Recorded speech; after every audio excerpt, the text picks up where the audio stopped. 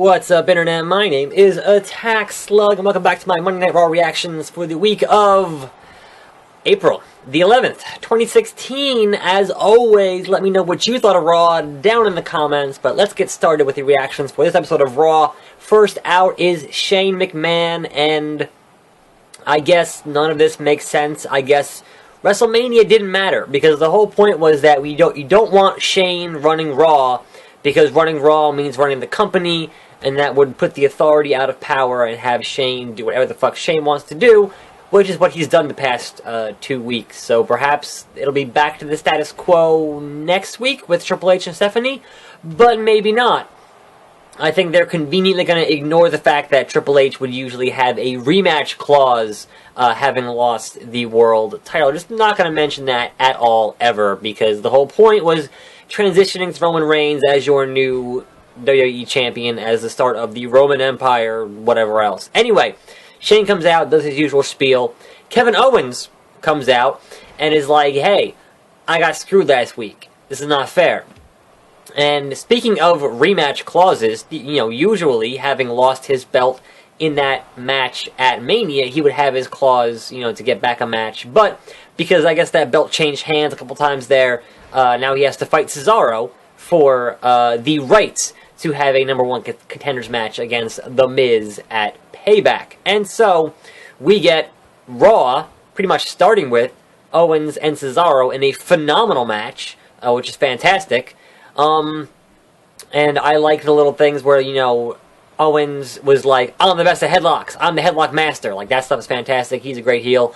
And I'm going to feel bad a little bit for the video game guys in next year's game, or this year's game, in the fact that they're going to have to attempt to somehow have Cesaro's tearaway suit in the video game, and that's going to be a complicated set of things to make it look, like it does on TV.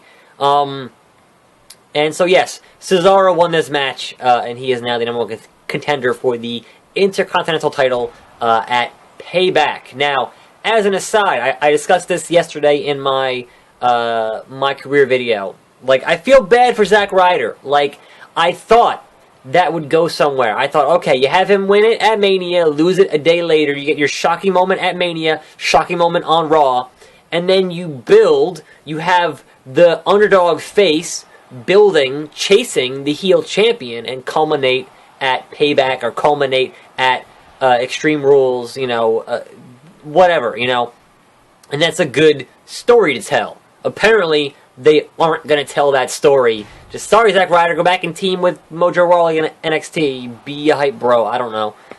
So that's a shame. Like, normally I thought, okay, give those guys the benefit of the doubt. Maybe it's going somewhere. It's not going anywhere. Sorry, bro. Woo, woo, woo. Anyway, moving on. Charlotte and Ric Flair are backstage complaining about how that she has to defend her women's title against Natalya. It's not fair.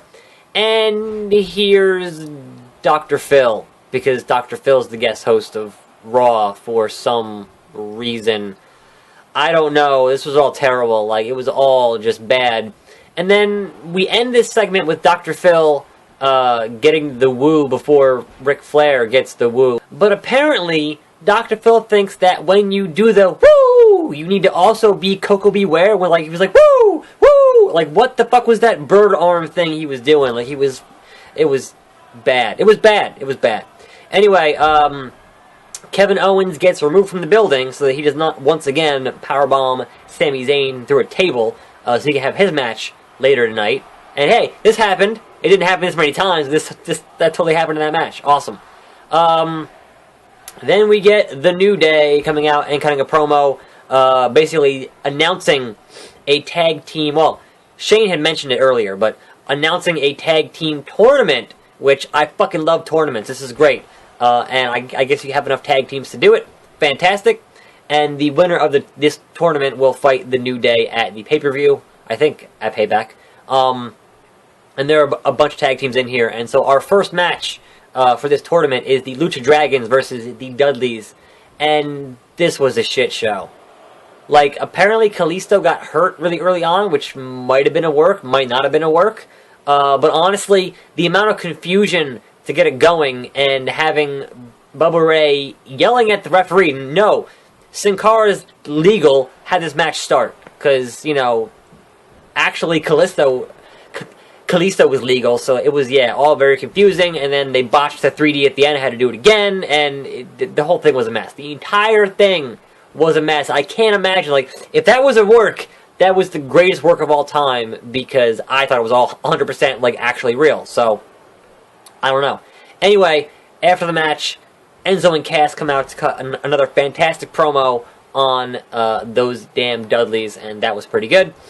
And then, speaking of promos that are not pretty good, the opposite, we get Roman Reigns to come out to, you know, pretty much cut the same exact thing where, you know, I'm not a good guy, I'm not a bad guy, I'm the guy, tater tots. And then out come the League of Nations to interrupt that, saying they should have been in the Fatal 4-Way, and they all jump Reigns, but who should save Roman Reigns but the Wyatts? Because they're feuding with the League of Nations because reasons, and man, face pops for the Wyatts. And then, hey, a bunch of guys are out here, so here comes Teddy Long, Shane, to be like, now hold on a minute, player, we're gonna have ourselves a tag team match, holla holla. And that's our main event, is Sheamus and Del Rio versus Roman Reigns and Bray Wyatt. How will they coexist? How will they coexist? They're mortal enemies. That whole thing was anyone but you, Roman. And guess what? It's still Roman. So they kind of failed the fuck out of that. So that sets up the main event for the evening. Then we get another vignette for Epico and Primo, who were just Epico and Primo. Last week, they liked smelling flowers. This week, it's like, hey, beaches and sunshine, Puerto Rico. Like, are they faces? Are they heels? Will anyone care when they actually debut for whatever match, whatever feud they have? Like, spoiler, no. Like, maybe they'll bring back Carlito? I don't know. None of this shit, like, I could give very tiny amount of fucks about this. And where's El Torito? Anyway, next match was Natalya versus Charlotte for the Women's Championship.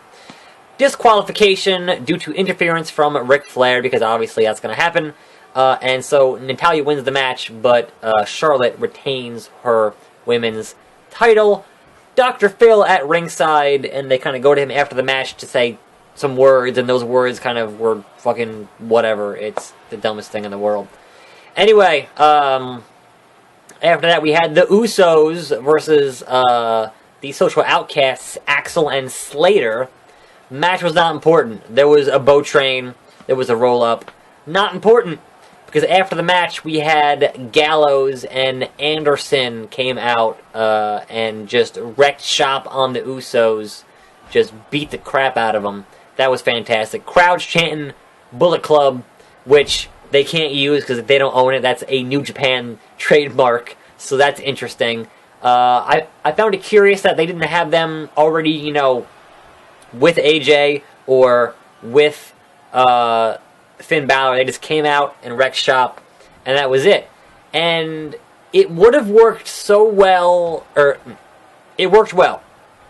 It could have worked so much better if you didn't have the commentary team running down all the accomplishments that they, you know, hey, these guys have been rumored, here are their names, and it's like, here's how you should have done it. You should have literally done it like the original Scott Hall, Kevin Nash deal. You know who we are, but you don't know why we're here.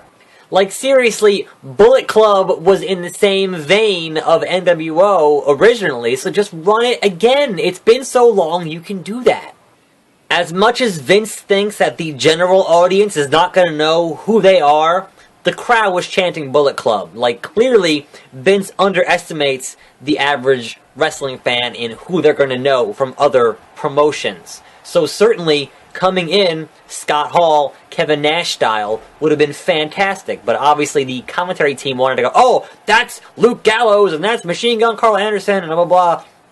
If you had Jim Ross going, who the hell is that? Why the hell are they here? That'd be great. That'd be great. But that's not that they didn't quite go that path.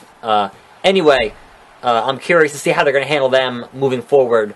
But certainly it's been just, the past 2 weeks has been, hey, new guy, new guy, new guy, which is fantastic.